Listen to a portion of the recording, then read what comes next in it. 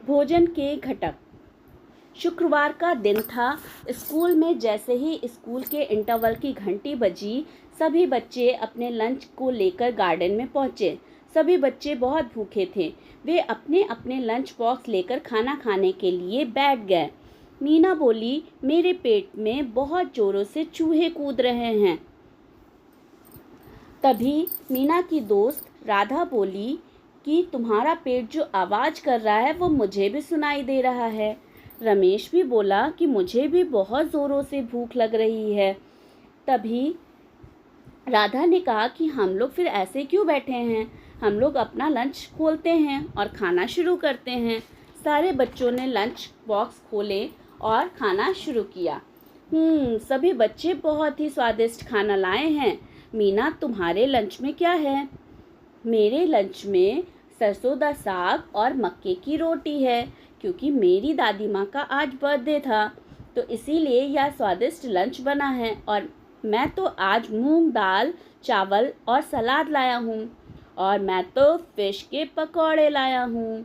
और मैं तो बिरयानी लाई हूँ। यहाँ पर तभी टीचर जी आ गईं और बोली, अरे वाह, यहाँ तो बहुत स्वादिष्ट खुशबू आ रही है। हमारे देश में बहुत सी विभिन्नताएं हैं और खाने में विभिन्नताएं तो सबसे अलग हैं। खाना सभी का स्वादिष्ट है और पोषक तत्वों से भरपूर भी। हाँ मैम, हम लोग पोषक तत्वों से भरपूर यानी न्यूट्रिशियस खाना लाए हैं। जैसा कि आपने बताया था कि हमें अपने खाने में फ्रूट्स, वेजिटेबल्स, अनाज ये सब लेने चाहिए। टीचर ने कहा, वेरी गुड बच्चों, संपूर्ण आहार हमारी सेहत के लिए बहुत ज़रूरी है। तभी मीना ने पूछा, संपूर्ण आहार किसे कहते हैं?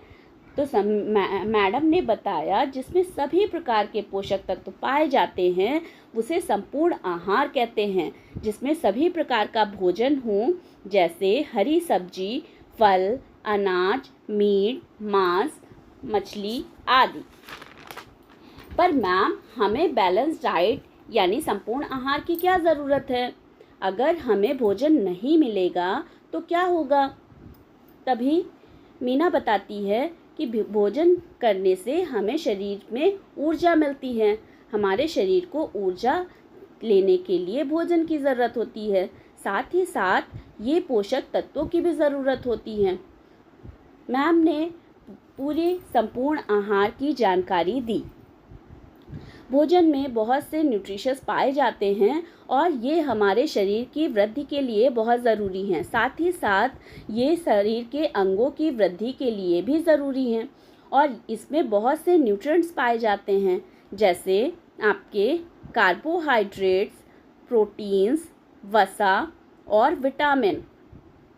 ये सारी चीज़ें आप देख सकते हैं कि हमारे भोजन में संपूर्ण आहार में आता है कार्बोहाइड्रेट, प्रोटीन, वसा और विटामिन और कुछ खनिज लवण भी। बच्चे बहुत आश्चर्य से मैम को देख रहे थे।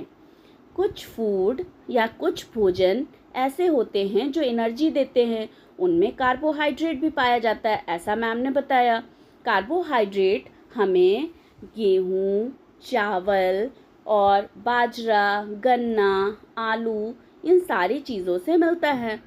जैसे अब आप देखिए कि कार्बोहाइड्रेट एक सोर्स ऑफ एनर्जी है, यानी ऊर्जा का स्रोत है, जो कि हमें गेहूँ, चावल, बाजरा, गन्ना, आलू इन सब से मिलता है। और भी एनर्जी देने वाले यानी ऊर्जा प्रदान करने वाले पोषक तत्व होते हैं, जिन्हें हम लोग फैट कहते हैं यानी वसा। ये हमें कुछ प्लांट से मिलते हैं यानी कुछ पौधों से मिलते हैं और कुछ जानवर से मिलते हैं। पौधों से मिलने वाले मूंगफली, बादाम, और जानवर से मिलने वाले जैसे दूध, मांस, मछली, अंडा, ये सारे।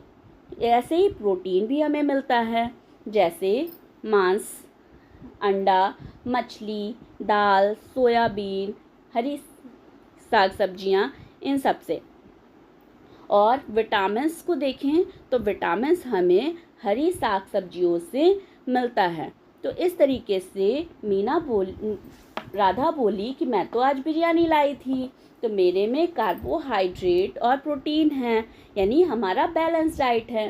हाँ, मैम ने बोला ये सही बात है, ये बैलेंस डाइट है यानी संपूर्ण आहार। मैडम और बताइए ना। तब मैम ने बोला कि इस बात की जानकारी मैं अब सारे बच्चों को नेक्स्ट क्लास में दूंगी। और इस पोषक तत्वों की जानकारी के लिए सारे बच्चे बहुत एक्साइटेड थे। उन्होंने मैम से बोला कि अगली क्लास में हम ज़रूर पढ़ेंगे। धन्यवाद।